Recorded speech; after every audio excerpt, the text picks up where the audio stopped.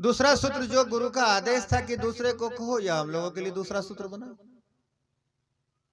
तीसरा सूत्र नमः शिवाय जो हम साहब को पहले मिला, वो हम लोगों के लिए गुरु को प्रणाम करने के लिए मिला।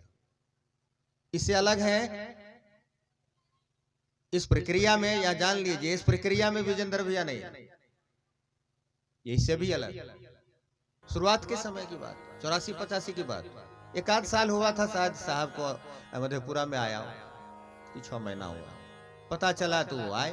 अब सोचिए तो वो आदमी कितने दिन तक आते रहे। पहले तो एक दिन आए कि इसी में रहते हैं मजिस्ट्रेट, घूम के चले गए, स्वभाव से तो आप जानते हैं। फिर दूसरा दिन आए तब एंट्री मारी, 2-4-6 महीना तक जाते रहे जाते रहे जाते रहे, कभी साहब नहीं पूछा कि कौन है कहां से आता है, और तब भी वो आदमी जाते रहे। आज भी उनको मान सम्मान से कोनो मतलब नहीं है। सोचिए उस समय में भी नहीं था। यानी व्यक्ति का यह संस्कार भी यहाँ मदद करता है।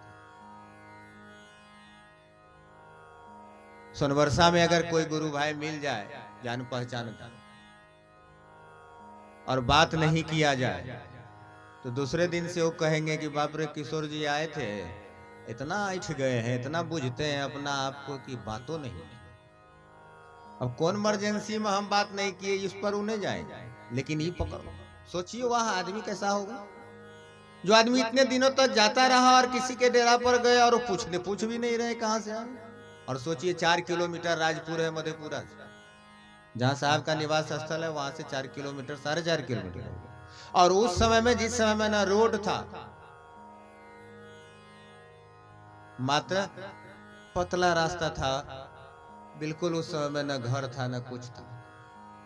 डेली रात में जाना, 12 बजे 1 बजे 2 बजे भी जाना, और शाम में आना, रात में जाना, शाम में आना, रात में जाना, यह करी था उनका।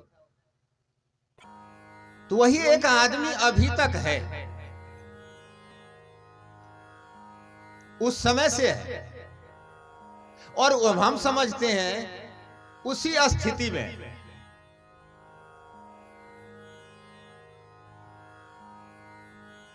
कोनो आपको पता नहीं चलेगा, पता चलने भी नहीं देंगे। उसी स्थिति में एक ही आ। तो मैं कह रहा था कि उस समय में यह बात नहीं, प्रक्रिया यह नहीं था उन लोगों को। हाँ, कुछ लोग उस समय के हुए जिनको मधेपुरा में बहुत कुछ मिला साहब, इसी तरीका के माध्यम से घर पे आके शिव को गुरु मान। लेकिन उनको शिव शिष्टता तो छोड़ दीजिए, जब साहब शरीर में थे तब भी कोई मतलब नहीं लिया, अपना बहुत कुछ लिया, जीवन भी लिया, बहुत लोग, धन संपत्ति को तो छोड़ दिया, बहुत कुछ लिया।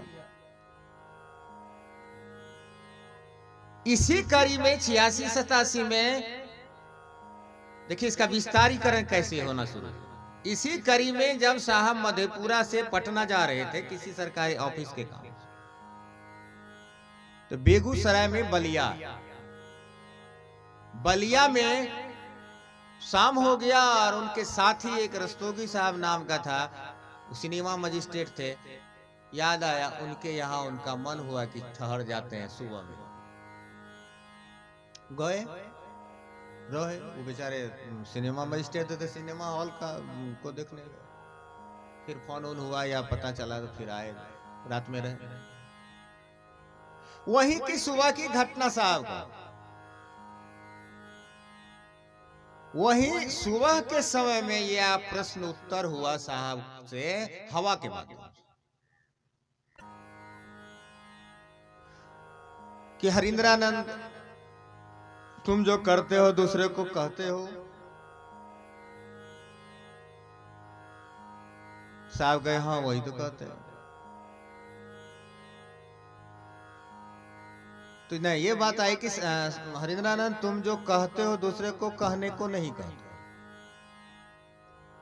साहब कहते थे, साहब तो अपने आप में बोल रहे थे कि हम तो कह ही रहे हैं। कहे हाँ हम कहते हैं, आवाज से सवाल जवाब हो रहा है, हम तो कह रहे हैं।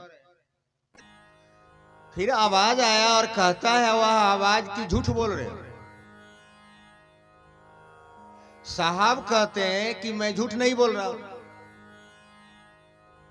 तब वो आवाज कह रहा है कि असत्य बोल रहे हो।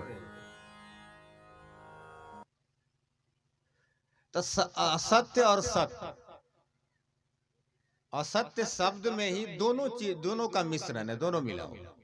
और असत्य मतलब झूठ भी असत्य भी दोनों साथ है, असत्य शब्द बना। एगो सत्य है, एगो झूठ है, एगो असत्य है। तो आवाज समझ गया कि आवाज कह रहा है कि असत्य बोल रहे हो। अब साहब को समझ में बात आई। साहब कहते बस इतने तो कहना। और एक बात आई थी, साहब नहीं कहे कि सारा बात हमको समझ में आया, क्योंकि हम तो दूसरे को कहते हैं कि शिव को गुरु मान लीजिए, दूसरे को करने को क्या कहते हो, यही बात वहां स्पष्ट हुआ। दूसरे को तो हम नहीं कह रहे कि तुम भी दूसरे को कहो। ये बात हुई बलिया।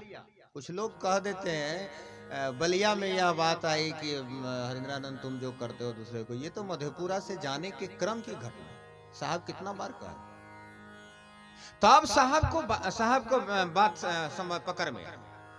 तब तक 87-88 में उनका ट्रांसफर हो जाता पटना। पकड़ में बात आया, इसलिए पटना में जब गए तो पटना से ये 3 सूत्र की बात चली। अब सोचिए कितना दिन। तब यह सिलसिला प्रारंभ हुआ और यह हम लोगों के लिए सूत्र बन गया कि हम जो करते हैं दूसरे को कहेंगे। हम शिव को गुरु बनाए तो हम भी दूसरे को कहेंगे, और आपके लिए भी यही सूत्र हुआ कि आप भी दूसरे को कहिए, तीसरे को कहिए, और इस तरह से शिव शिष्यता का फैलाव हुआ। अब सोचिए कि यह आदेश किसका आया।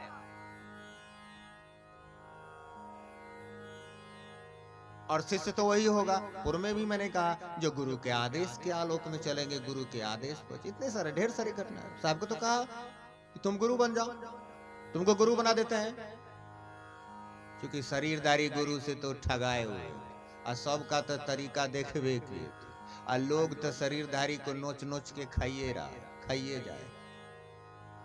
इसीलिए साहब ने कहा कि सरकार मैं गुरु नहीं बनूंगा। इतने बड़े गुरु, जगत के गुरु आप हैं, आदि काल से गुरु हैं, आदि गुरु कहा गया, और तो अब आपका शिष्य इतना कम। विश्वविद्यालय है तो पूरा विश्व का न विद्यालय हो। जगत गुरु हैं, और जगत गुरु के शिष्यों की सूची मधेपुरे में बहुत, शास्त्र पुराण में भी साहब को बहुत लोग आते थे, कहते थे सर लिखा हुआ है। तब साहब मंगाते थे रामायण को या वेद को या उपनिषद को, देखते थे कि कहाँ कहाँ क्या वर्णित है। यह सिलसिला मधेपुरे से ही प्रारंभ हुआ। इससे पहले तो साहब कहते हैं कि कभी मैंने शास्त्र पुराण को देखा ही नहीं। ये तो सुनी हुई बात पर कि गुरु परब्रह्म होते हैं तो परब्रह्म गुरु क्यों नहीं, गुरु भगवान होते हैं तो भगवान गुरु क्यों नहीं। इस पर मैंने जांचने के ख्याल से शिव को गुरु माना, और तब जाके अब 3 सूत्र मिला हमको। अब सोचिए कि क्या हुआ होगा उनके साथ। बाद में फिर दीदी उनको साथ दे तो पूरा देने लगी, जिसके चलते एक जगह जिज्ञासा भी हो गया था। दीदी शरीर में ही किसी विशेषता को देने वाले साहब है तो साहब को प्रणाम हो। बहुत सारी बातें हुई है जी, कम बात नहीं। प्रश्न खड़ा कर दिया कि कहा गया जस पिंडे तस ब्रह्मांड, तुलसी संसार में भांति भांति के लोग। ये तो संसार है, भांति भांति का लोग रहेगा तभी ना संसार होगा। तो उस दिन का बात याद आ गया कि दीदी कही थी, उसको प्रश्न का उत्तर दीदी दी। साहब भी थे और दीदी भी। दीदी उत्तर दी थी कि मुझे इस बात का गर्व नहीं है कि मैं मजिस्ट्रेट या एडीएम की पत्नी, मुझे इस बात का भी गर्व नहीं है कि मैं भारत के तीसरे जमींदार मावार साहब की बेटी हूँ, मुझे इस बात का गर्व नहीं है कि मेरे ससुर डिप्टी सेक्रेटरी से रिटायर किए, मुझे इस बात का गर्व है कि मैं हरिंद्रानंद शिव शिष्य की पत्नी, और मुझे इस बात को कहने के पीछे इसके पीछे राज भी है कि एक अर्धांगिनी के रूप में मैं हरिंद्रानंद के ऑफिस में साथ नहीं दे रही हूँ, एक अर्धांगिनी के रूप में हरिंद्रा